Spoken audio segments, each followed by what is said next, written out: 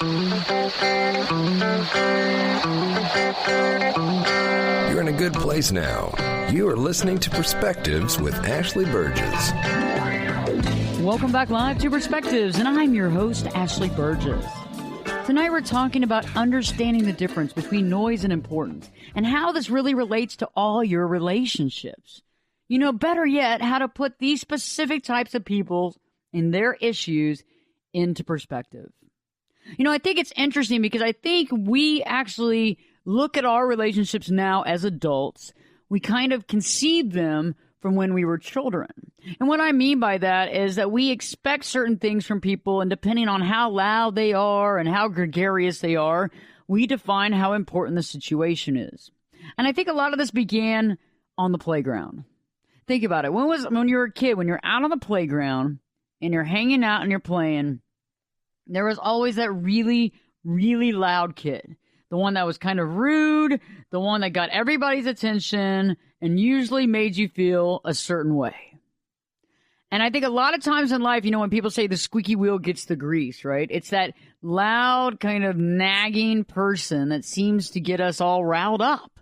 And for some reason, even if what they have to say isn't that important, we have a tendency of putting a lot of importance on what they say. And what I mean by that is when somebody like that calls you or comes into your office, it's like you drop everything to deal with this person. And I think that we have everything kind of screwed up. I think we have everything upside down and twisted forward because I think that we have to put things into perspective. Yes, put it in perspective to figure out what really matters in our life and understand the honest definition and difference between what it is to have noise in your life and what it is to have importance in your life. And I'll be honest with you, what you're going to learn tonight and what we're going to go through is that noise does not equate importance. Just because somebody's very noisy or very combative, or someone has like a tendency of being all in your face and then is never around and wants your attention immediately, but then gone. These are certain specific guideposts that let you know that this indeed is noise and not necessarily important. I want to talk and begin tonight's conversation with just because somebody is loud and just because somebody's noisy doesn't make them important. It just doesn't. And I think since we've been kids, growing up on that playground, since we've been children, and I think we start questioning, or we actually put in the place of importance, the noise people. The people that are noisy, the people that are loud, the people that are rude tend to get the most important. Think about it. When was the last time you were in a restaurant and you're ordering and somebody in that restaurant is having a conniption fit? Something's hitting the fan. They're angry about something. They're upset. You know, God bless, they're upset, right? Oh, God bless, the poor monkey's upset. But seriously, they're upset. And you're like, okay. And everybody's catering to them. Everybody's catering to them. And there you are trying to get some water, and you can't get any water to save your life. And that's where our society has fallen down, is that we're giving all this time and energy to people that don't deserve it. Think about the news. Think about the news.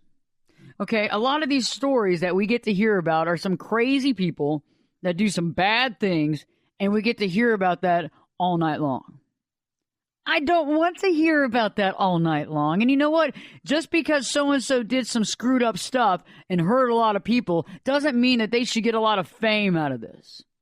And I think it's in the same counterpart that we're talking about tonight, because it seems like the rude, obnoxious, narcissistic people tend to get the most attention, the most pseudo-respect, and the most of our time. And I want to change all that tonight because I'm sick and tired of it. I'm tired of it. I almost gave into it over the weekend. Over the last weekend. And I thought about this all the way through the week because I definitely wanted to do this show because it kind of crept through the whole weekend. It crept through the whole week. And it's so funny because I kept thinking about this one particular person. So let me explain what happened. So there's a difference that I have with somebody. We have a difference of opinion, a difference of perception. And we both came to an agreement about a year ago on our agenda. And now at the last minute, a year later, this person's changing their tune. They're changing their tune completely. They've decided to change mode of operandis, and they are now putting this all back on me. And so I was heading out of town for a family reunion, and I'm glad I'm able to do this show right now because it is just so timely. And I was heading out of town, and there's a lot of stress involved. You got a whole family together. You have to do a lot of traveling. There's a lot of things that are going on. And in the process, I have this person calling me like 5 times. Like, I haven't heard from this person. This person hasn't personally called me ever. Okay? Ever. They're emailing me. They're calling me. And it's like I'm in the route to go to the airport. I'm driving everybody. And the last thing I can do is get on the phone. Because if you've ever been in the car with a bunch of family members heading to an airport in the morning, the last thing you can do is get on a phone call. And I think everybody understands that, because when was the last time you got on that phone call? You remember. Oh, you remember how well that call went. You remember how everybody's in the background talking and how somebody tells you missed the exit, which you didn't, and you got the kids in the background screaming and yelling, and you're trying to hear what this person's saying, and a lot of what this person's saying is just irritating you and upsetting you already, and you go, why in God's green creation did I take this call? What was I thinking? Was I really wanting to hurt myself? Is that what it was? Did I wake up and say, yeah, this is sadistic Saturdays. I love it. This is sadistic Sundays. Let's go for it. Woohoo! No, you decided to do it because that person was noisy and they kept at it. And that's the key here, is that that's your indication. And we're going to talk more about that later on throughout the hour, because I want to give you the signposts and the indications of when you need to know to be aware. So, it was interesting. So I took the call, and it was all just a bunch of, I don't know. It's kind of like a little bit of fascination on one side, and then a little bit of smoke screen, and then not a lot of knowledge.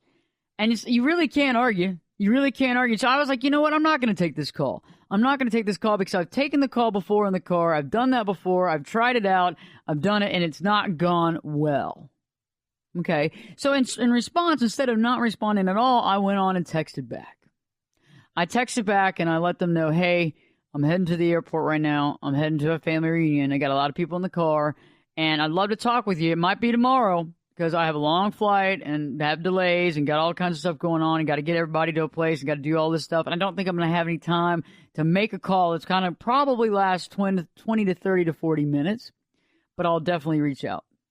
And I always think it's funny when you're dealing with somebody that falls into this noise category, because they will never return communication the way that you began your communication. Okay, let me explain that.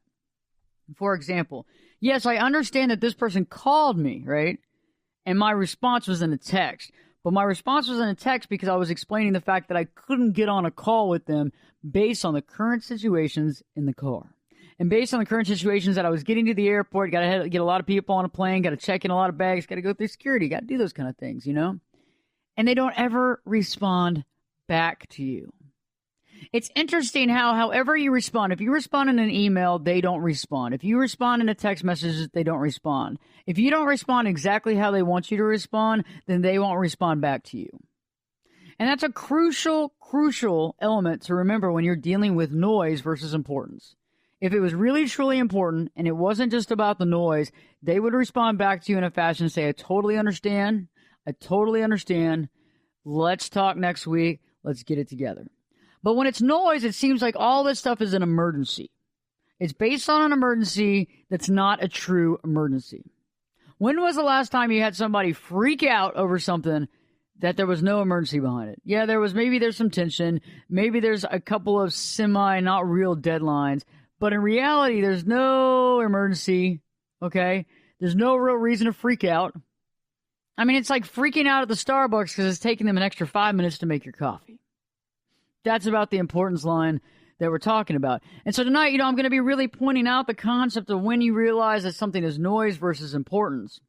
And also really how to understand these specific types of people and the issues really that they're going to bring to your table. Because I don't know about you, but life can be difficult enough. Making money, being employed, working, taking care of the family, doing all that kind of stuff in the middle. And then when you add that noise component in, you add a completely different component. You add a component of difficulty that you don't really even see coming because you jump on board with it because they're noisy, they're loud, they're rude, they got to have something to say. Well, you know what? We're going to put an end to that tonight because I'm tired of it. And I know you are too, because it gets in the way of you living your life the way you want to live it. It gets in the way of you living your life the way you want to, because you know what? They're taking advantage of you. And I think a lot of it's because we want to make everybody happy. We want to do the right thing. We feel bad if we can't communicate immediately. But this whole technology society based on this phone and that somebody can reach you at any time in any place has gotten a little out of control. We all want responses immediately. We all don't care if somebody's busy. And we all start making assumptions when someone doesn't immediately call us back.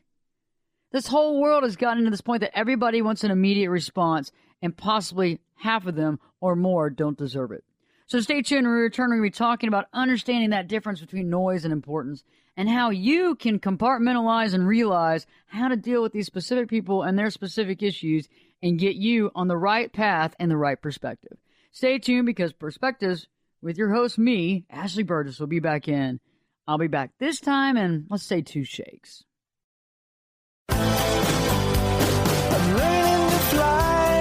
Turn it up and jump in the deep end on Perspectives.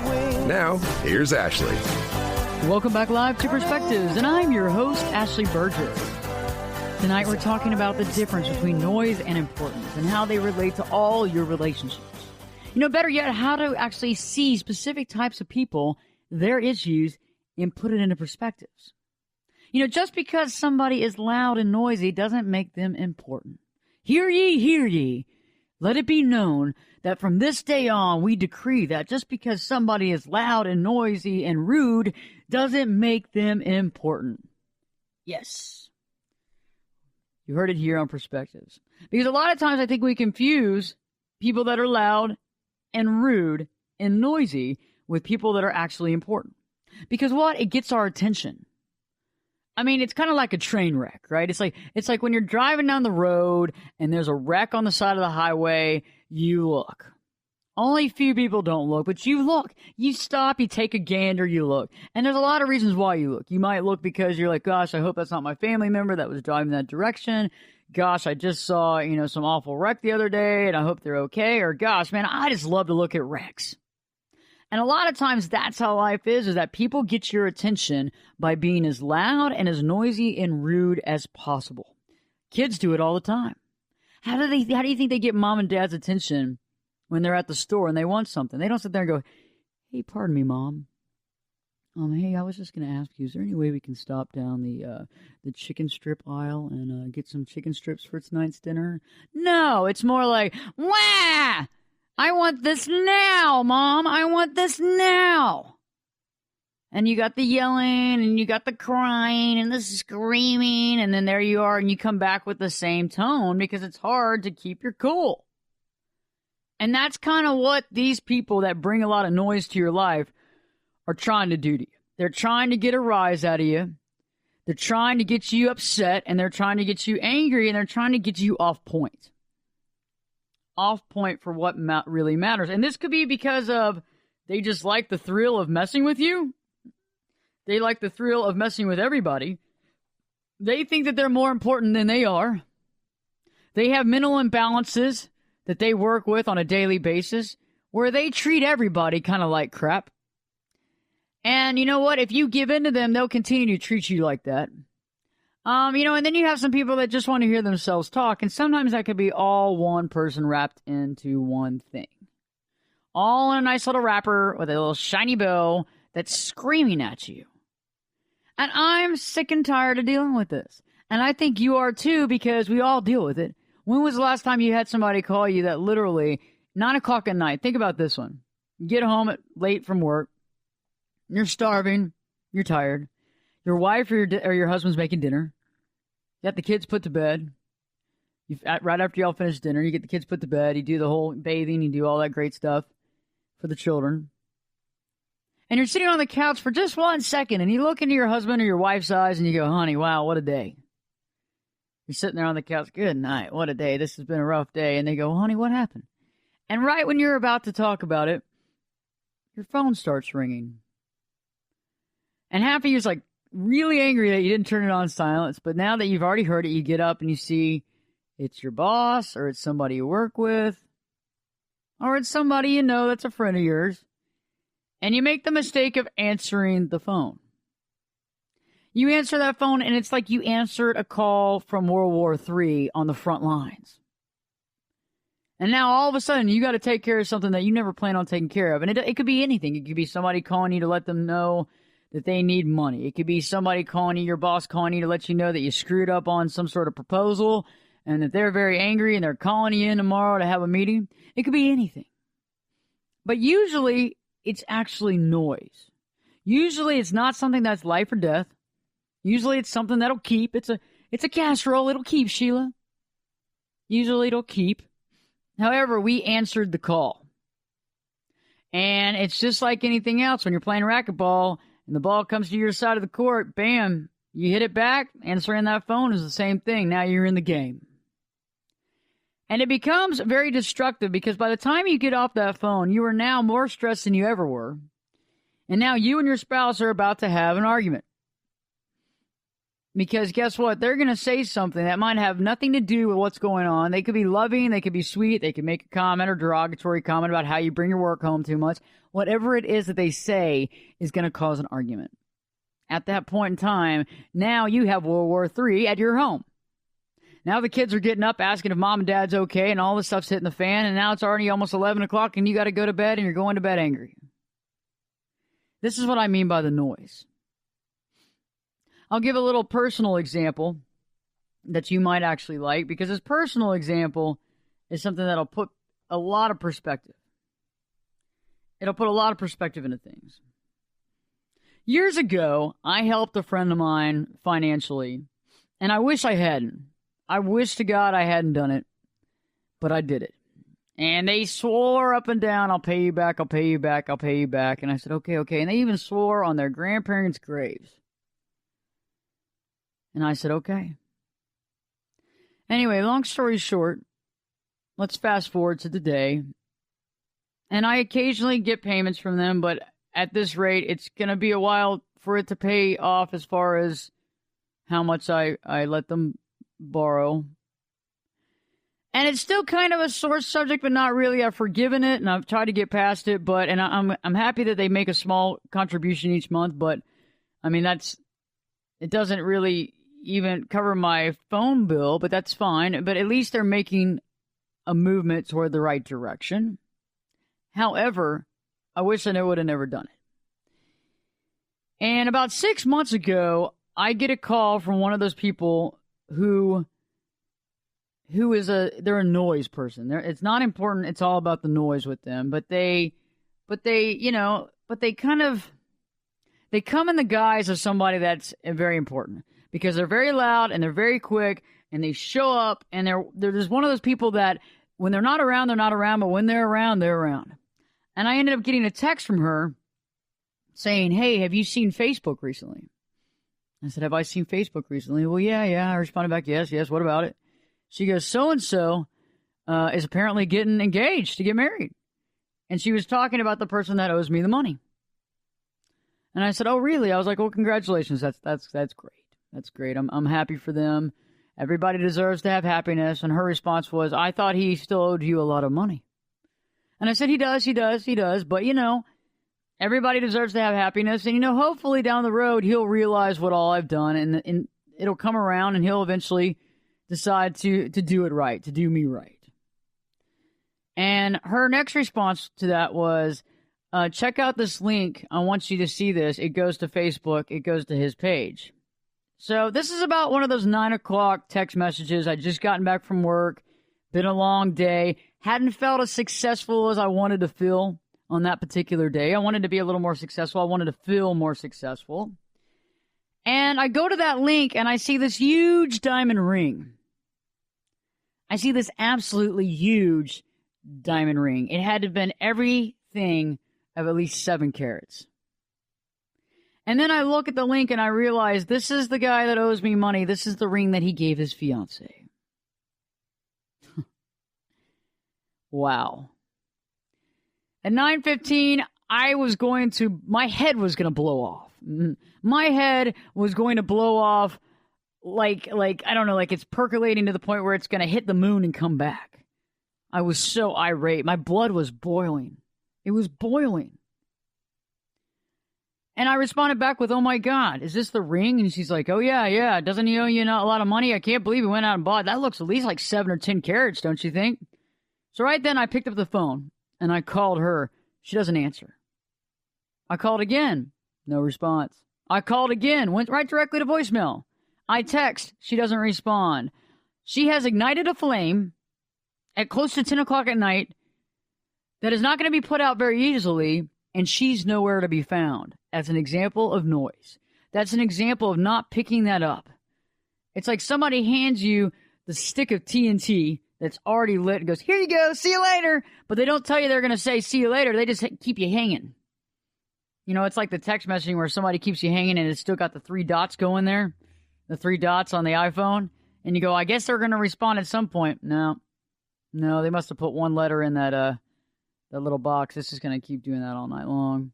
So, that is an example of dealing with something that's all about the noise and not about the importance. Had I known that that's the direction that was going, I should have never picked that up. I should have never accepted that. And that's an example of the noise. Because the noise is out there and the noise is dramatic and it's all about the drama. And you got to be careful to take on that drama because it's not going to make you feel successful. It's not going to make you feel good. And it's going to make you feel unhappy. When we return, are we talking about how the people enter your life who are filled with the noise, the way that they kind of enter and exit your life here and there. And then we're also going to talk about how to deal with your order of operations when dealing with this situation. I'm not going to leave you hanging. On Perspectives, always more answers and less questions. Stay tuned because Perspectives with your host, me, Ashley Burgess, will be back. We'll be back this time in 2 shakes.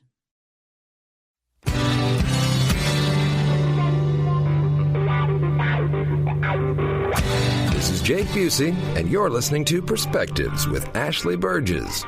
Welcome back live to Perspectives, and I'm your host, Ashley Burgess.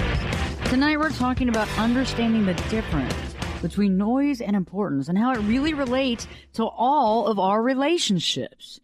Better yet, how to really see these specific types of people and their issue and put it in the right perspective. In the last few minutes, we've talked about dealing with the loud and noisy and rude people and how we have a tendency of confusing them with what's important. I think that began when we were kids because the kids that were kind of loud and noisy and rude and scream, they always got the most attention. We saw that in school. The same thing goes for our children. When your children are at the grocery store or at the store and they want something, they don't sit there and go, pardon me, Dad. Is there any way that we could get this? No, it's more like screaming and crying to get your attention. And it definitely gets your attention. If it's the right attention, I don't know. But it definitely gets your attention. So let's talk about how these types of people enter and exit your life on this type of basis. It's interesting because they are never really around that often. The people that provide a lot of noise in your life, they kind of pounce in and then they kind of jump out. Does that make sense? They pounce in and then they jump out. And they jump out and you go, okay, like you just don't even hear from them. There's a lot of noise, there's a lot of talk, but there's not a lot of business going on. And it's funny because like I was talking about earlier, I was talking about how they will call you, they will harass you, they will text you, they will email you 3 or 4 times in a day, and you haven't heard from them heads or tails in the last year, but they want something now and they're demanding it right now. And that's a good telltale sign to realize when somebody is just noise-ridden instead of action. And also I want to talk right now about the concept of you're on the radar now. You're on my radar condition. So the people that bring a lot of noise to your life, it's like you're not around unless you're on their radar. You're not around in their life unless you are on their radar and they put you there because they're thinking about you right now. Otherwise, they don't think about you. They don't think about you at all. It's only when they're thinking about you, then they're like, ding, ding, ding, ding, ding, ding, ding, ring, ring, ring, ring, text, ding, ding, ding, ding, ding, emails coming in. And you're like, oh my God, what have I done to deserve this? Well, guess what? You're on their radar. And that's a good sign that you're dealing with somebody that's all about noise. And there's a big difference between noise and importance. There's such a big difference. And you don't want to confuse the two. Because I've had a tendency, and I still have a tendency sometimes of confusing what's important, what's just noise, and what do I need to step up with and deal with at that point. The next indicator that you're dealing with somebody that's just providing noise and not an important relationship in your life are people that come to you with absolutely no solutions whatsoever. They have no solutions. No solutions. There's a problem that they're going to bring to your attention. So, for example, like that texting where that person owes me money and they were getting engaged, and that person texts me right after I gotten home from a long, long day at work. It's about 9 o'clock at night. And they present to me pictures of the engagement ring of this person that had bought that still owed me the money. And the engagement ring was 7 to 10 carats. The diamond in the middle was 7 to 10 carats. And that's like a kick in the face to you. You know what I mean? When somebody owes you money and you're just like, oh my gosh. If you can afford that, then I don't know what we're doing. However, the person that provided the noise didn't give me any solutions, but only presented me with a problem. It was a problem I really didn't need to see at 9 o'clock at night, though. It's a problem that could have waited till the next day.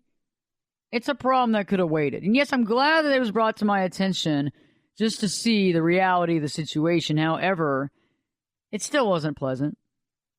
And it wasn't the right time for that. And that's what I'm getting at, is when there's a person that provides a lot of noise in your life, they show up. It's not the right time. It's not the right space for it. It's not any of that. And now you're overwhelmed with dealing with the situation. And you're overwhelmed with it because now you're dealing with something that the person provided no solutions to you, provided no help. And so what I've decided now lately when I'm dealing with people is that I don't like dealing with people that feel like there's nothing you can do mentality. Or I'm just going to show you the drama and then I'm going to walk away. And in that situation, that's what happened, is the showing of the ring and the texting and everything. And check this out. And I thought they owed you money. Sure, they know that this person owed me money. And it's the same type of thing. I mean, think about the last time you were there when somebody emailed you, called you, texted you. It's not the right time. And they basically set you up to get stressed out, unbelievably stressed out. And your ability to sleep well is compromised, because that's just human nature, right? When you get something 2 hours before you go to bed, you're going to think about it. And if it means something to you, or there's actual emotion attached to it, you're going to think about it a lot. And the idea of sleeping is not going to be that easy for you, and your dreams are going to be very interesting. And that's what I'm talking about, is when you know you're dealing with somebody that's all about the noise, when they present no solution. They present very little solution, if none, with a lot of accusations. So on the flip side, recently I had somebody call me and then email me, and throughout their email, it was very accusatory, and most of it wasn't truthful. And I understand that maybe they got their facts from somebody that didn't know their facts. However, checking their facts a couple times is great. And it almost looped me in, though. It almost looped me in to picking up the phone and calling to validate myself. But then I realized I'm already been validated. I can prove that stuff. I can prove that. And half of me kind of wonder, was that their angle of trying to get me on the phone, was to throw out a definite lie and make me get angry to try to preserve who I am and my reputation by picking up the phone and calling and being upset? And I said, you know what? And half of me went, you know what? That's exactly what this is. And if it's not, I can still prove the truth. But there's no need for me to get on the phone with a bunch of people in the car trying to get to the airport for a morning flight and talk to them and try to explain my innocence. And I always think that's interesting, because I do feel that, again, people that start off with accusing other people, especially of things that aren't true, that again is another noise. It's like one of those noise machines that aren't allowed in sporting things anymore. Those big loud noisemakers. Those things. It's like they're so irritating, and it's like those air horns, right? The air horn. That's kind of what this person is the air horn, and they'll do anything to get your attention. Right when you turn your back and you're not expecting it, they're going to blow that air horn. You're going to jump right out of that seat and freak out. It's true. You're going to jump right off those bleachers and freak out and go, oh my gosh, what do I have to do? And it sets you in a motion that you don't need to be set into. It sets you down the path that doesn't make any sense for you to be going down. Because it's like that noise seems to jumpstart us. And I'll give you a good example of that. When you're at the stoplight and there's two different lanes going the same direction as you, and you and the car next to you are at the light. If the person next to you takes off, you'll usually take off anyway, even if it's still a red light. It's human nature. So if somebody comes in with an air horn and gets your attention, your adrenaline's pumping, your stress level's up, you run to go follow it. When in reality, what should we do? None of it. We identify the air horn, see that person for who they are, acknowledge the fact that they're trying to get our attention any way possible, acknowledge the fact that they're going by it maybe non-ethically or just irritating, because some people are just irritating. Some people might be ethical, but they're irritating. Other people might want to try to get a rise out of you. Other people are drama queens, and other people would rather see you sweat than succeed. You heard me. Other people would rather see you sweat than you succeed. And those are the people that are the noise. Those are the people that want to ruffle your feathers. Those are the people that want to get under your skin. Those are the people that want to create stress in your life and laugh about it because it's fun for them. On the other flip side, I think that we have to realize that we can't take these people very seriously. I think the more serious we take the issue and the person, the more problematic it becomes in our life. The more problematic it becomes in our life, the more stress we intake. The more stress we intake, the more angry, the more upset, the more violated we feel. And eventually we either put up a wall between you and that person or you come out fighting. Because that's human nature, to defend yourself, right? Or to avoid altercation, to avoid it. Some of us would rather avoid it and not deal with it at all because we don't like confrontation. We don't like it at all. We're not confrontation type people ever since we were a kid. Whether it's you're dealing with angry parents that yelled all the time and fought all the time in the house, you don't want to do a confrontation. You just don't want to do it. And so you'll avoid it. You'll break down. You'll silence. You'll close off. You'll cut it off. You'll turn the lights down and you won't answer. Or the opposite. You're in it to win it. You're going to fight to the death on this deal. And you're going to fight with them and you're going to fight with them and you're going to stress out and you're going to get angry and your blood pressure is going to go up and you're going to take that out on the kids and the family later on throughout the week because of this person's noise. And that's why I wanted to do this show tonight. Because, in the beginning of any week, when we're dealing with things like this and we're going through processes, whether it's a Sunday, a Monday, a Tuesday, a Wednesday, a Thursday, or Friday, or Saturday, no matter what day of the week it is, it's a day that you can't get back. When you deal with people like this and their issues, they're robbing you. They're robbing you of your happiness if you allow them to. They're robbing you of your mind time. They're robbing you of your heart and soul. And they do this because they want something. They do this because they're used to it. And some of them are just children that never grew up, that have always gotten attention this way. And everybody has always just, bowed down to them, kissed their feet, actually. But you don't have to. You don't have to bow down to this anymore because guess what? You figured it out. So you know right now what the situation is and how to deal with it. And so when we return, what I'm going to supply you with is the Burgess operations, the order of operations that we deal with these particular situations. Because there has to be an order of operations because in order to see these things coming and to deal with them effectively, we got to actually have an order of operations that we live by and know, okay, this feels the same, this looks the same, this has got to be the same. And we roll it out from there. And so I'm going to provide that here in the next segment. And in the meantime, start thinking about those people in your life that seem to add to the noise, that don't seem to add to the peace and quiet, that don't seem to add to the love and the happiness, that seem to just add to your stress level. And sometimes it's better just to get it over with. But you got to put it in perspective and you got to see it for what it is and know the kind of person and the type of situation and the issue that you're dealing with. Stay tuned when we return. I'm going to be talking about those orders of operation and perspectives with your host, me, Ashley Burgess, will be back this time in 2 shakes. You could be my luck. Get in here. You're listening to Perspectives with Ashley Burgess. Welcome back live to Perspectives, and I'm your host, Ashley Burgess. Tonight we've been talking about understanding the difference between noise and importance and how they relate to all areas and all relationships of your life.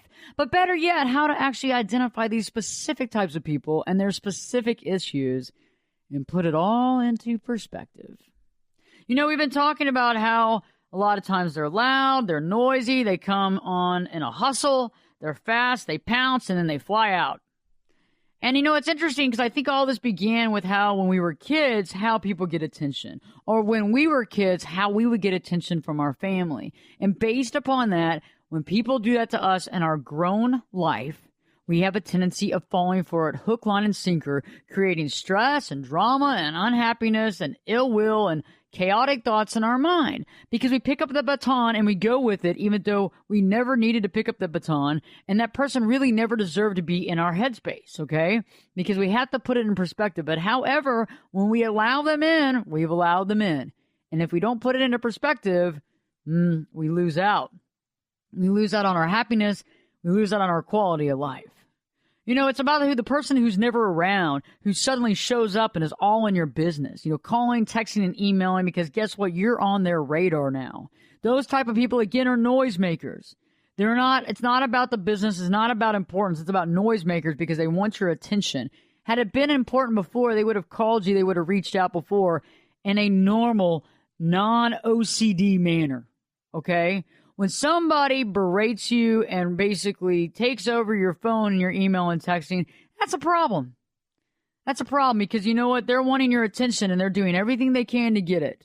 And if you don't want to give them your attention, you got to figure out what to do. But that can be easier said than done because when you're being inundated with calls and texts and emails, it's a problem. You got to either nip it in the bud or figure out how to deal with it. Also, that person that shows up with no solutions but only problems. This is a big noise. Okay? A big difference between noise and important people in your life. Because they can't seem to bring anything to the table. Because it's always about lesser. It's always about drama. It's always about some sort of problem and never an optimal solution. And a lot of times there's also argumentation within their emails or within their calls, and their general attitude is a little off. You can feel it. You can feel it from them. And so that kind of puts you in a tailspin. Doesn't make you feel great about this. And so you start stressing out about it too, getting to their level. And we have to remember to always stay at our level, never to sink, never to lower ourselves, but to stay honest and forthright. So let's talk now about the order of operations for dealing with these specific situations. Because in anything in life, you need an order of operations to be able to deal with it, to be able to acknowledge it, to recognize it, and to move on. Okay, the first thing that we can do is to recognize and understand, especially when somebody comes on suddenly trying to contact you, realize when you're now on their radar, realize when it feels like the all ADD hour, okay? Recognize when somebody's in it for that minute. Because I'll tell you one thing, when somebody's jumping into your airspace randomly, and they're doing it and they're peppering your email and your phone and your text, that's an indicator that this person's trying to manipulate your time, but also on top of that, that they are a noise provider. They're a drama provider, and you don't need that. And I've even had family members, one in particular, we won't go into exactly who because it's a close family member of mine, who has ADD pretty bad. And when they're not thinking about me, they're not thinking about me. But when they are, they will call and call and call and call. And they won't stop. They won't stop because they want me at their beck and call. They want to make that call right now, and I pick up the phone. There's no questions asked. Ashley's going to be on the other line no matter when I decide to think about her.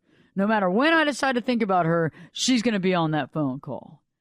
And that's another part of the noise and the drama, is that you're going to find that a lot of these people that want to give you noise, a lot of these people that want to create drama in your life are coming from that standpoint, okay? Where they want you now. They have time to talk to you now. You need to drop everything because they have time for you now, okay? No, you're not going to drop everything. Just because they have time for you on this minute of this day, they could have called you 2 weeks ago, okay? No, they didn't. So you don't have to drop everything. And depending on how important it is to you and how much you want to deal with it, put it in perspective. Because some of this stuff doesn't need any time. Some of this stuff needs a plan. But definitely watch how much headspace you're giving it. How much real estate in your head are you giving this noise? If it's a family member, if it's a friend, if it's a coworker, if it's your boss, how much of your brain real estate are you giving to them freely over whatever issue and noise this is? The second thing to realize is, why do you feel like you have to deal with it on their time? Why do you feel, because a lot of times that's where we have a problem, is instead of dealing with it at the proper time, we jump. We feel like we have to deal with it right now. But that's really not the case, is it?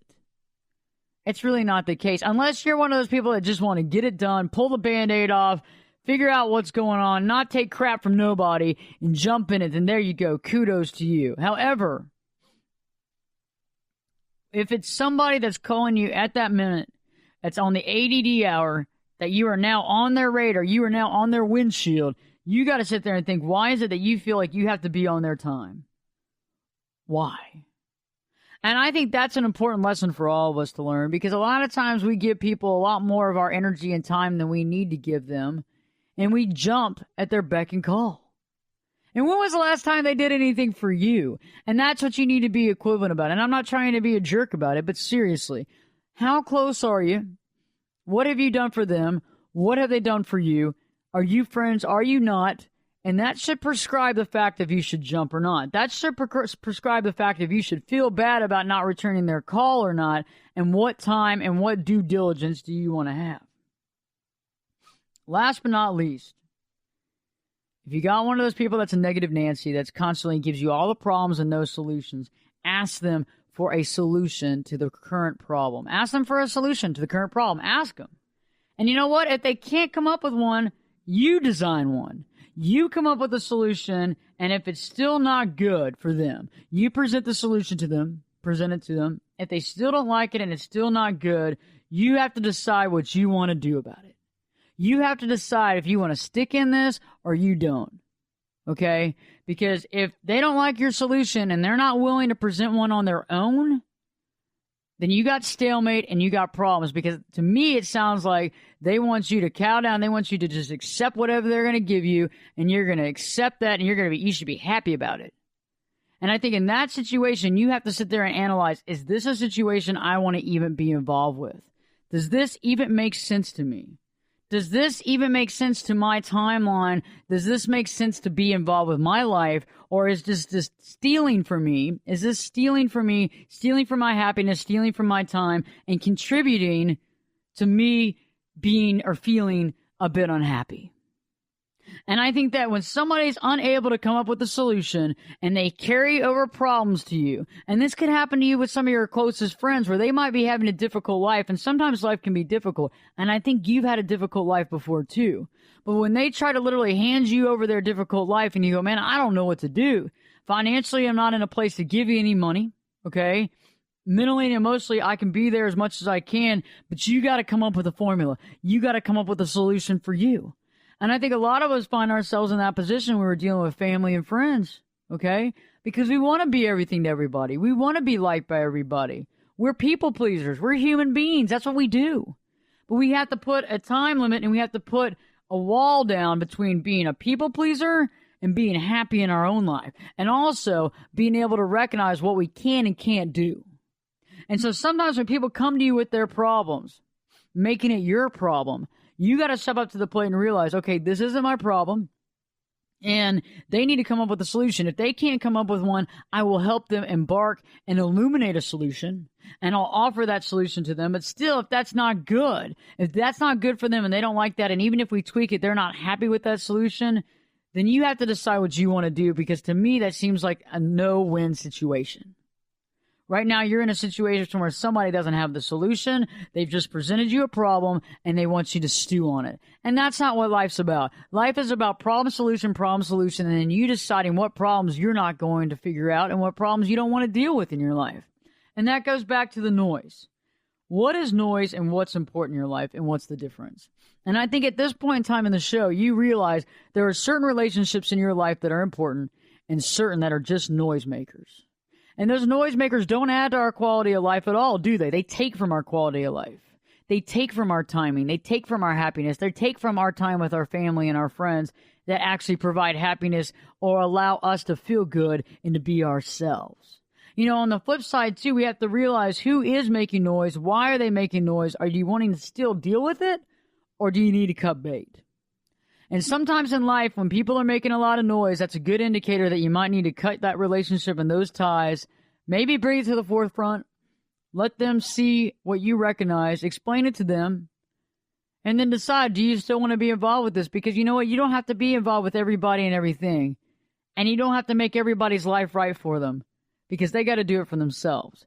If they don't do it for themselves, then, you know, you got to sit there and think, why aren't they doing it for themselves? But if this issue involves you and them, then you got to come up with a solution and you got to come up with some sort of agreement. But the last thing you want to do is being bullied by the phone, bullied by the email, bullied by the text, and making you push the envelope for something you don't want to do, or dealing with allegations that you don't agree with. And I think at that point in time, you have to sit there and set the story straight, set the line and the resolution straight, and put the line in the sand, but also gain perspective and also see, where do you stand in this? Where do you want to stand in this? And what makes sense? So the next time that you feel that somebody's becoming overbearing, that somebody's jumped into your life, doesn't seem to know where exactly, they seem to come on strong, the same people will leave in a matter of a second. The people that don't offer a solution, and the people that are normally loud and noisy and rude to get your attention, realize that these are the noisemakers. And you have to determine how you want to deal with it. But you have to also remember, with these people, the last thing you want to do is give them a lot of your space in your brain. The last thing you want them to have is a lot of real estate. And the last thing you want to deal with is a lot of stress over there. Stress over the situation. So you want to get it done and move on, or you just want to cut bait.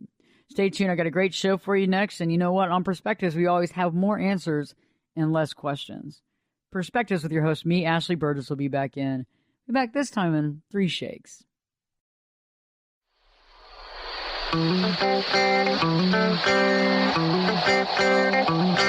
You're in a good place now. You are listening to Perspectives with Ashley Burgess. Welcome back live to Perspectives, and I'm your host, Ashley Burgess. In the first hour, we've been talking about moving past the noise. Moving past that noise and recognizing the difference between the noise and the important situations and people who are actually in our life. And you know, it's interesting, when we're able to move past that noise and recognize the noise for what it is, we're able to put it in its place, we're able to react or to not react, and we're also able to put the proper time and power into dealing with that situation. You know, once we're able to do this, we're able to see lots of different things in our life. We're able to ponder opportunity, and we're able to begin to realize how to recognize it. When it's not opportunity, when it is, no matter how it's clothed, how it's masked, or how it's painted. You know, it's interesting because when we're dealing with noise in our life and drama, you know, the noise is a good word for drama. When we're dealing with that kind of stuff in our life that doesn't mean a lot, but it seems to have a lot of power over us. We seem to get a little stressed out by it. When certain people call us, we get overwhelmed, we get stressed out, we don't know how to deal with it. Instead of dealing with it, we don't want to deal with confrontation, so we kind of run from it, but it still stays in our mind, and it claims this energy, and it takes up some of the real estate in our heads. Right? I mean, when was the last time you had somebody that kind of brought some noise to your life, brought some drama to your life, and you didn't really want to deal with it because you didn't really want to deal with it?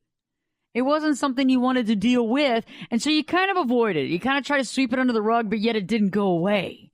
And so it ended up taking up this estate, this real estate in your brain, and you end up having this emotional feeling about it, even when you're not directly dealing with it. On the other half, if you dealt with the confrontation, you might have dealt with that. That could have stressed you out. That could have put you in a certain, a certain thought process, maybe stressed you out a bit. And all in all, it creates this noise around us where we're not able to hear things or see things clearly.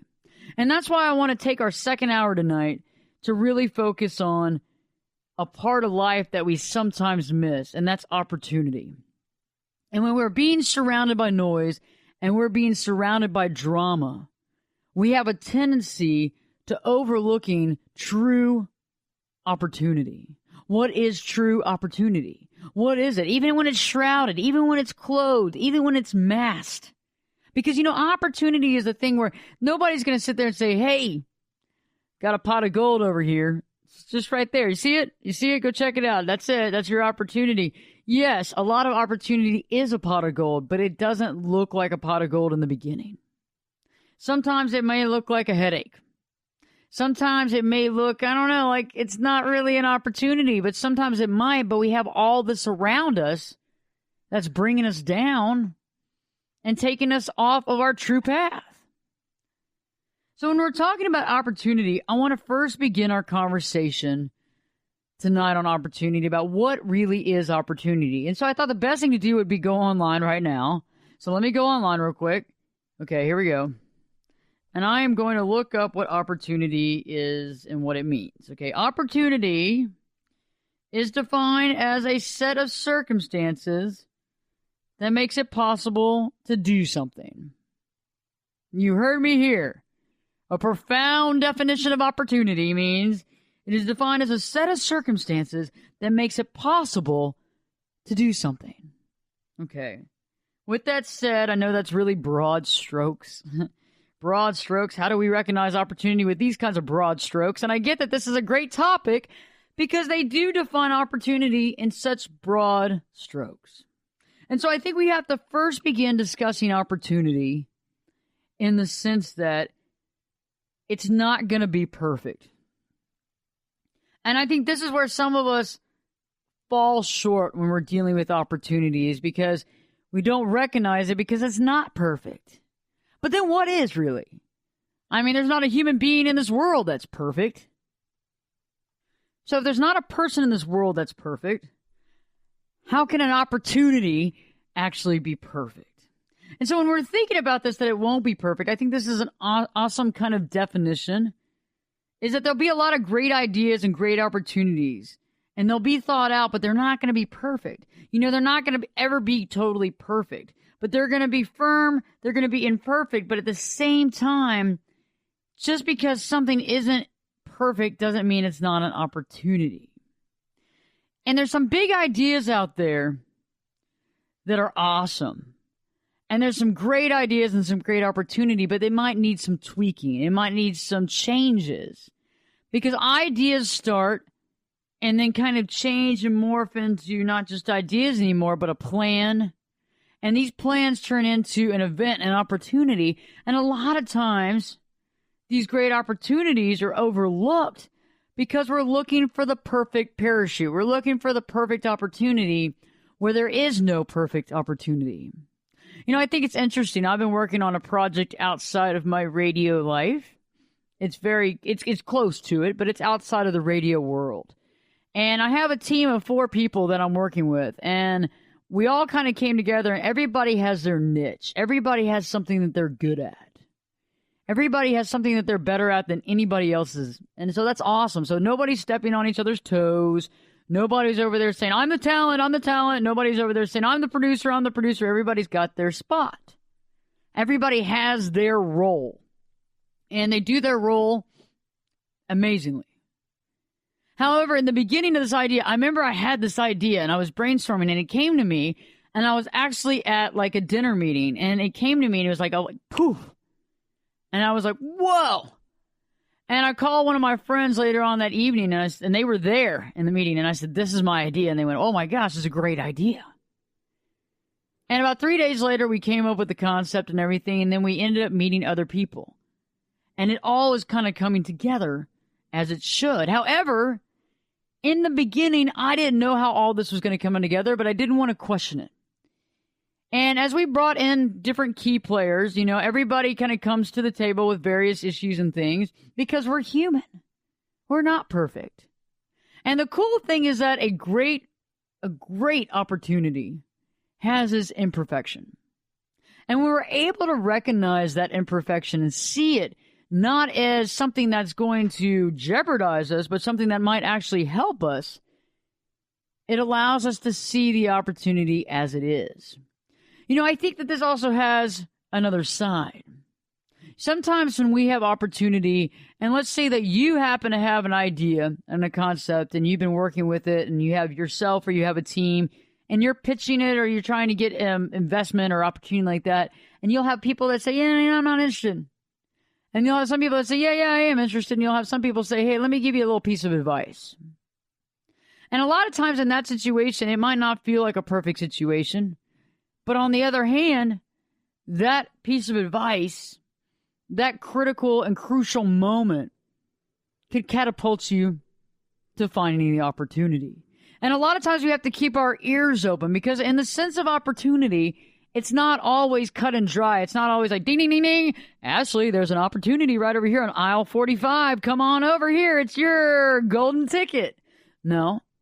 Sometimes it's shrouded. It doesn't have the word opportunity in neon over its head, over its opportunity body. Instead, it might even seem like it's in the form of like, I don't know. It's like, I don't know if this is going to happen, but there's always something about it that makes you feel good. And so besides the concept of the imperfection, I think the second thing, the second objective, the second signpost, really, the second signpost, yes, that's the word. The second signpost that, yes, indeed, there is an opportunity here, is that it carries its own unique momentum. And what I mean by that is it has its own energy. It has its own momentum. It has its own push. It continues to go. It doesn't grind to a screeching halt. It just keeps on going. And it seems like as you keep continuing to work with this opportunity, in air quotes, the momentum keeps continuing and people start to feel the vibe. And the people that are involved become more and more interested in being involved. And the people that you pitch it to or talk with are very interested as well. And so you have less of the I'm not interested to more of the, well, let's say this was successful. How would this look? And I think that's interesting too, because when things have their own unique momentum, it's just kind of interesting to see how things flow. And it's like it has a life of its own. It's like it comes to life, like the opportunity, like the plan that you have, the great idea comes to life. It's like it's its own person. It's got its own energy. It's like when you walk into a meeting with this opportunity, it's like you're walking in a meeting with one other person with you. Because the idea has enough momentum and energy that it's like another person. And it's interesting because I've read a lot of Carnegie books and I've read a lot of different things that are very interesting books about masterminding. And about how if you have a mastermind, you have a group more than 3, that you can create a lot of major, amazing things. And I believe that to be true because if everybody's on the same page and everybody believes in the project, then therefore it will come true at some point if everybody's successful and honest about carrying forth. And I think it's interesting because when it develops this momentum, this idea, this plan, it has its own energy. It has its own pulse. And it's like we all kind of champion and we all kind of stay on that same pulse. Like we're all in that same movement, that same thought process. And it has its own brain, its own eyes. And it's like it's amazing. You've created something that has come to life. So stay tuned. When I return, I'm going to give you some more indications on when something is really an opportunity, because you're now able to recognize it.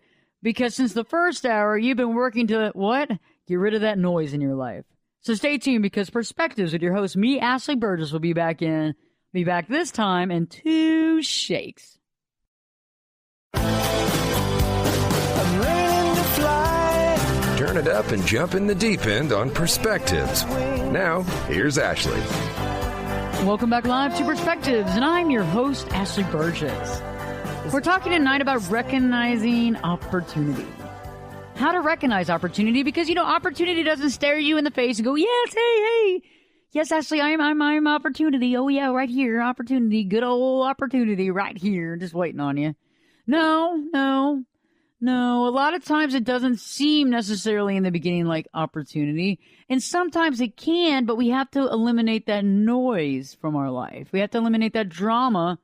We have to focus on what matters. And so in the first hour, we talked about how to deal with that noise, how to move past it, how to give it less energy, less power, and how to put it in its place. But now we're talking about opportunity. and how to sense opportunity and how to recognize it. And we talked about how opportunity won't be perfect in the beginning, and it never will be perfect. There's no perfect plan.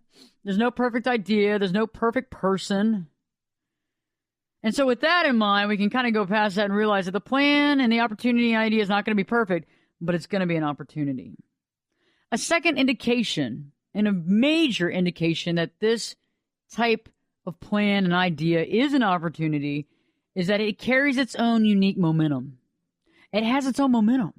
It has its own energy. It moves. It goes. It's almost like having another person at the meeting with you, and that other person is the plan. The other person is the idea. And it produces its own energy. It's interesting how that is, because when you have an awesome idea, it has energy, it has spark, it has momentum, it produces power, and it doesn't get stale. You know, I've had ideas before where you think about it for a while, and you think about it for a while, and you think about it for a while, and it's great and all, but then eventually it kind of gets stale, it doesn't get that interesting, and it kind of just loses steam. And it's interesting how when something has great momentum, it has a life of its own, it's got the energy, you have effort, you put effort into it because you feel it. And by doing that with the momentum and your energy, there's engagement. And it's interesting, you don't seem to lose that engagement with something that has its own power source, you might say. Something with its own momentum, something with its own energy generation, where it feels like you know that it generates its own energy. It just seems like this works. This feels right.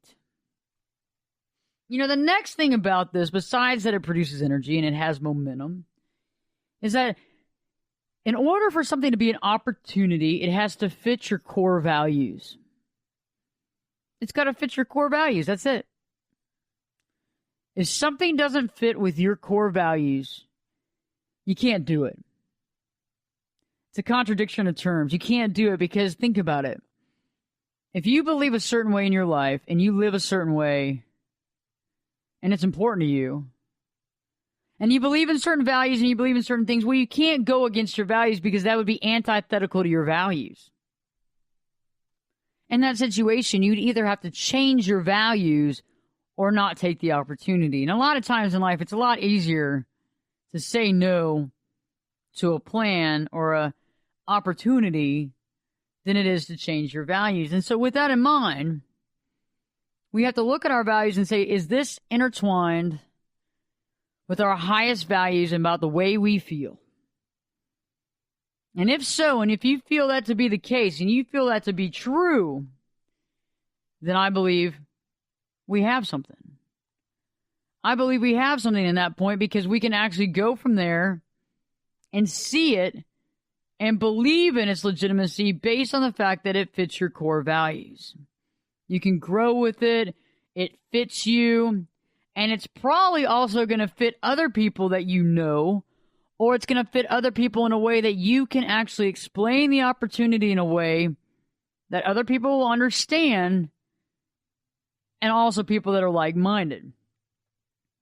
And it's interesting, being that I'm a life coach and a therapist, a lot of times people come in my office and say, well, you know, my life's not working, things are falling apart. I got this going on, and I got this going on. And I'll be like, well, why do you think it's falling apart? They're like, I don't know. Maybe it's some sort of bad karma or something. I don't really know, Ashley. You got to heal me.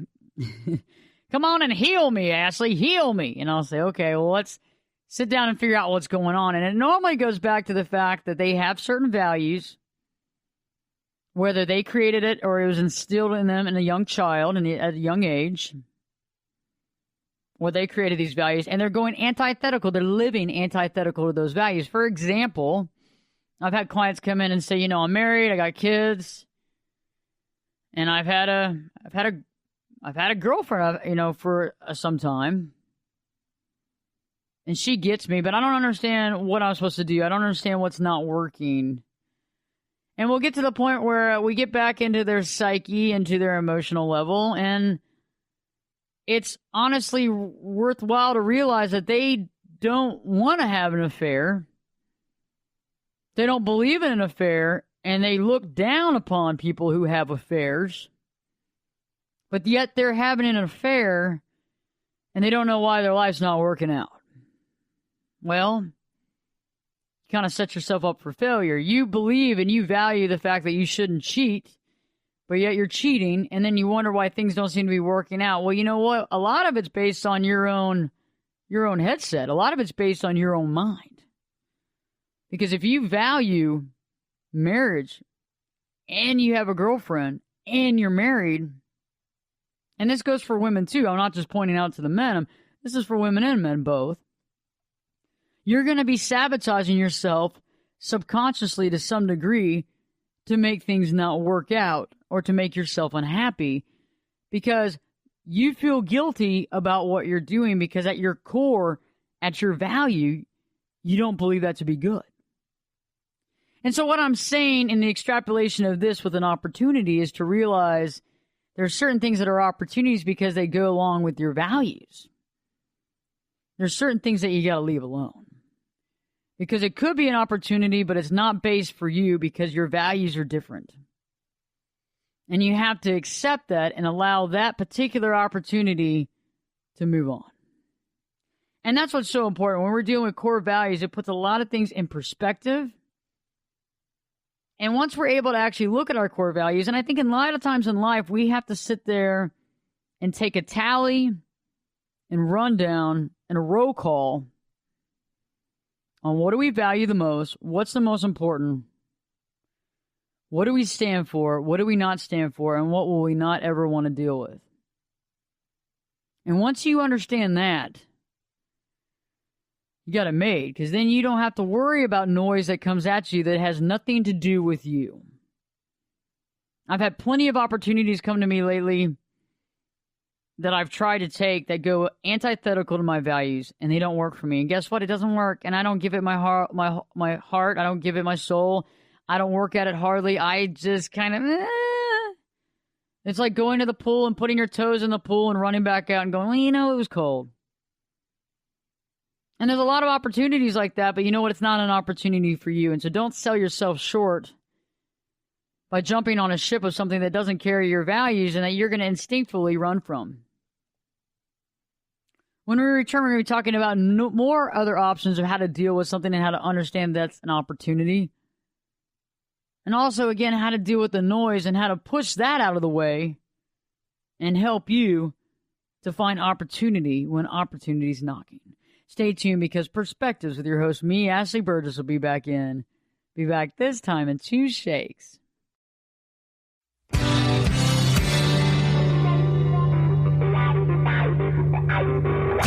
This is Jake Busey, and you're listening to Perspectives with Ashley Burgess. Welcome back live to Perspectives, and I'm your host, Ashley Burgess. Tonight we've been talking about how to recognize opportunity. Once we're able to move that noise out of our life, it's now time to see the opportunity for the fruits of our labor. It's all milk and honey now. Right before the break, I was talking about how an opportunity has its own unique momentum. It produces its own energy. It fits your core values.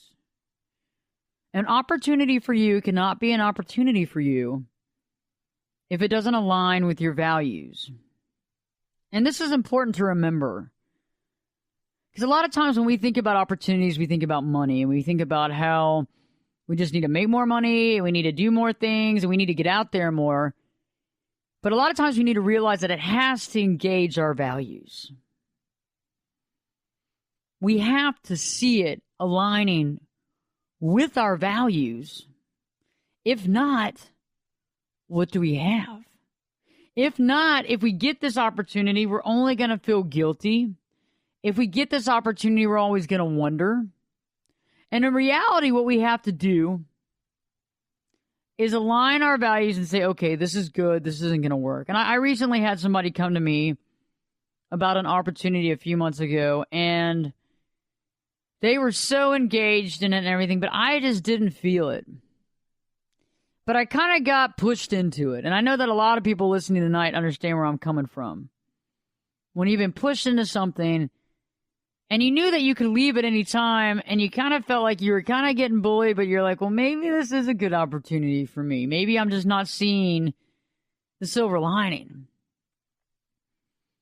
Well, you know in your gut that it has nothing to do with that. It has to do with the fact that you're making a mistake. You shouldn't be in there in the first place. It's not going to work for you, and it's going to turn out to be a total farce. And this is what happened. I ended up spending some money on something, and it all fell apart because it wasn't in my values, and it didn't align with me. And people can promise you a lot of things, but if you don't feel it, and it doesn't rhyme with you, it doesn't feel with you, you don't feel part of it, then you got to move on. The next identification that something is an opportunity and that you might need to seize the opportunity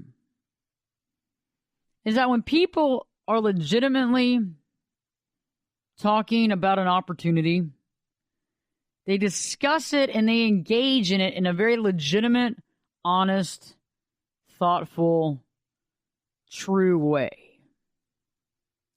And what I mean by this is that you always hear a lot of friends and family and coworkers talk about a great idea. They talk about a plan, they talk about a great idea, but they always talk about how great it is. How everything's going to be awesome. How it's all milk and honey, there's no problems here, there's no issues. There's nothing, man. We got it from here to there. This is going to be awesome. But I think that if you're really engaged in true opportunity, you have to actually look at why it won't work. Why won't it work? What are some of the things and some of the situations that we're going to have to get around, that we're going to need to maneuver, really, when it comes to stepping up to the plate and making this opportunity, making this plan, making this idea a reality? Think about it. And I think that's another indicator to know that you are amongst something that may be an absolute opportunity for you. Because if you're engaging with people and having a meaningful conversation, not just based about how great the idea is, how nobody's thought about it, and how this is like the best thing since sliced bread, because on that account, that's normally stuff that gets talked about. It doesn't happen. You might talk about it again and again and again, and you start thinking, man, this is a real waste of my time. And I think also legitimate talk means, where are you talking about this at? And I think that's important too, because I think that you can have meetings outside of the office, outside of Skype. But I think there comes a time to really look at it and say, yes, it's okay to meet at a restaurant to discuss a pitch or to do something. But I think if you're just constantly talking about these goals and these ideas in a bar, you might want to think about it. And that's another indication, too, is that if you're looking at opportunity and somebody's bringing you opportunity, it might not be dressed in the sport coat, but is there an opportunity, or is it just talk? And I think it's a big deal, because opportunity is a basis of what's going to work, what's not going to work. As I said earlier, it's never going to be perfect. There's always things and always roadblocks that we got to get around. Might have to take the side road, might have to take the back road, might have to take the service road there. But in reality, when we're discussing it in a legitimate way, we're able to understand it from every side. We're able to see every direction and see the problems before they happen, being able to discuss it and figure out how to rectify those problems, how to overcome those problems, or how to deviate from that altogether. You know, another two options I want to talk about, too, to really let you know, to indicate that, yes, indeed, you're in the proximity of a possible opportunity that might change your life. When you're in the midst of a possible opportunity, one way to really know if this is a real opportunity is that you've got to feel it. You've got to feel it. You've got to feel it. You've got to see it. And you've got to feel really, really good about it. You've got to feel really, really good about it. Where you're just like, wow, And you've got to be able to visualize, really. You got to be able to visualize the painting. You got to actually see the plan, see it fall into a plan, see it fall up into a plan. You know, and one of the ideas that I was thinking about the other day, because when we talk about values and we talk about the way things are and if we can feel or not, a good example of this is when somebody comes at you with an opportunity that seems too good to be true, a get-rich-quick type deal. For the most part, a lot of times those aren't real. They're not honest. But let's just say even if it was, even if you could get rich quick in a specific deal, you would have to believe that, because otherwise, for the most part, when I think about my values sometimes, I see my values as hard work equals a payoff. And when I see as hard work equals a payoff, even if somebody came to me with the greatest idea next to sliced bread, next to white rice, they came up with a great idea that was like about getting rich quick, I would probably look at that and be like, I don't know. And I know that for the most part, there's not any get rich quick ideas. There may be, but for the most part, there's not. And so we have to really think about our values, but we have to be able to see the idea, see the concept, feel the concept, run with the concept, because that's what truly matters when we're dealing with these types of things. That's what truly matters to decide if this is an opportunity for you or if this may be an opportunity for someone else. And I think that's interesting too, because a lot of times we want to stop on everything. We want to go, okay, yes, yes, yes, yes, yes, yes, yes, yes, because we don't want to lose out on anything. And then some of us are the opposite. We say no, no, no, no, no to everything because we want everything to be perfect. And not everything's going to be perfect, or we're too scared because of our past problems. We've fallen down by the wayside a couple of times, our faults, or basically what we feel we failed at, and we let our past failures, I don't like the word failure, we let our past didn't work so well opportunities get in the way of making a decision now. And I think we have those two extremes a lot of times in life, is we have people that want to accept and say yes to everything, and you have people that want to say no to everything. So we have to sit there and think, and the reason why I did this show tonight, the reason why I did the show about noise and taking and getting rid of that noise and being able to see the noise for what it is and being able to take that out and look at it and being able to observe it and indicate exactly what's noise, what's stressors, what are dramas in your life, and how do you get past that? But also about the opportunities. I see a lot of my clients and I see a lot of my friends stuck. They're stuck in the yes pattern or they're stuck in the no pattern. The yes pattern is, okay, I'm going to say yes to everything and probably do nothing, or say yes to everything, get burned out, fall apart, get stressed out, let it go, or say yes to the wrong things and constantly feel like life's, dealing us a bad cards constantly. It seems like karma's always getting us. We don't think that we've done anything wrong. We're always treating people with respect, but it seems like we don't ever get the right opportunity. On the flip side, you have a lot of people that judge themselves by their faults, by the things in the past that didn't go right. And so in that situation, people have a tendency of doing what? They have a tendency of saying no all the time because they're scared. Because if they say yes and they feel like they screw up again, what are they going to do next? And I think sometimes people get scared to say yes because they don't want to have something fail. And I don't like the word fail, and I don't like failure, because I just feel that if you actually try to do something, you never failed anything. However, yes, we can lose out on monetary, we can lose out on our time, and that can feel like a weakening experience, but it could also help us identify opportunity in the future. What makes sense? What's the next step? Where do I go from here? And so when we return, I'm going to give you a few other keys to what opportunity is to maybe help you if you are a yes, yes, yes person or a no, no, no, how to deal with that, how to understand it, and how to absolutely, hands down, be able to recognize when something is an opportunity for you. Stay tuned, because Perspectives with your host, me, Ashley Burgess, will be back in 2 shakes. You could be my luck. Get in here. You're listening to Perspectives with Ashley Burgess. Welcome back live to Perspectives, and I'm your host, Ashley Burgess. Tonight we're talking about recognizing opportunity. How to legitimately recognize opportunity. How to know when something, a plan, an idea is opportunity for you, and how to really know that. Because a lot of times in our life, we don't really know that necessarily. We don't understand how to recognize that. That's why there's a lot of yes, yes, yes people and a lot of no, no, no people out there. Because the yes people want to try to get an opportunity because they don't want anything to pass them by. They're like, gosh, something's got to give. And a lot of times the yes, yes, yes people, and I've been in that position, find themselves in a position they're not happy with.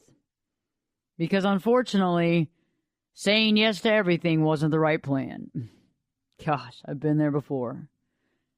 And I think a lot of times we do that because we just don't want life passing us by. We want to have the opportunities. We want to get something. We want to catch that big fish.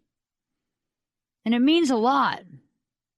But in the process, we get burned because we accept things that we shouldn't accept. We don't say no. And we don't really think about what it means to have an opportunity. On the flip side, we have everybody that's the no, no, knowers. And you out there know who you are. And the reason why you're a no, no, knower is because you've been burned in the past. You feel like you've failed in the past and you're scared. You don't want to have anything get in the way, anything jeopardize you. And sometimes it's just easier to say no when you just get in the mode and in the mood of saying it. And sometimes, when you say yes to everything, you miss an opportunity because you're too busy over there in a place that you don't need to be at. And on the flip side, when you say no all the time, you can miss an excellent opportunity because you said no. Because you want everything to be perfect. And there is no perfection. There is none. And I think a lot of times when people say yes all the time, they don't really think. They just think, okay, opportunity, yes, I'm in. But they don't really think about the logistics. For example, if you say yes all the time, a lot of times you don't really think about, does the plan have its own momentum? Does the idea of the plan have energy? Is this opportunity, does it have energy? Does it have momentum? Does it fit your core values? You don't go through a checklist. You just say yes. Because you go, I don't want to miss anything. I don't want the train to go by and I'm stuck out here and I don't jump on. For all you naysayers out there, you know who I'm talking about. You don't listen about the plan. Say no. It's easier that way. And a lot of times I think for that situation, you have to look at different things. You're a little more skeptical. And so the idea of having an opportunity where people are discussing and engaging in a legitimate manner, meaning they're not just talking about all the peaches and the roses and the dandelions and how beautiful life is. They're actually talking about why the plan might not work and how to go around certain roadblocks that might actually come about. They're talking about an offensive structure, a defensive structure, and how to deal with it, not just one-sided. You don't play a football game with just one. You don't have just the offense or just the defense. You got to think about strategy. You got to think about what the other teams have better than you. You got to think about your strengths and about your weaknesses. And anytime I've gone into an opportunity that works, I've met with people and we sat down and we've structured out what are your honest strengths, what are your honest weaknesses, what do I need to know, what do you need to know, and let's go from there. Like I was saying in the beginning of the show, I have a team and we're working on a project right now. And all of us come to the table with something that we do better than anybody else in the world.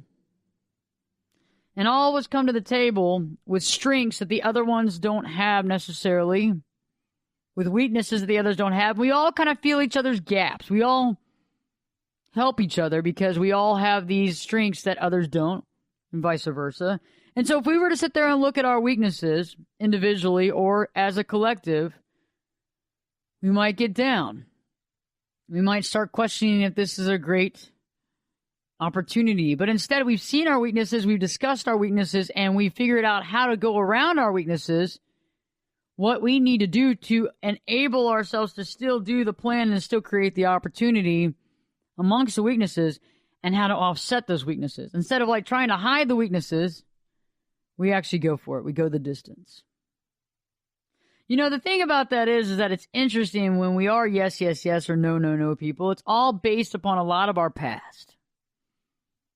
About what happened in our past, how successful we see ourselves, and the kind of opportunities that we've been offered or not offered.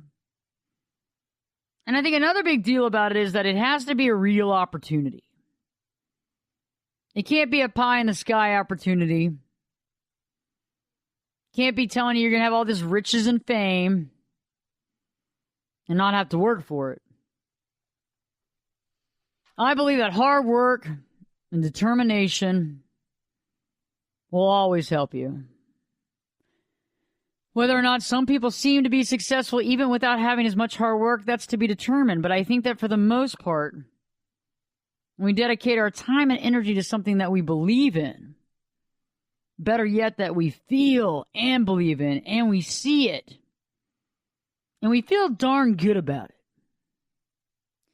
those are the opportunities. Those are the opportunities that you want to seize.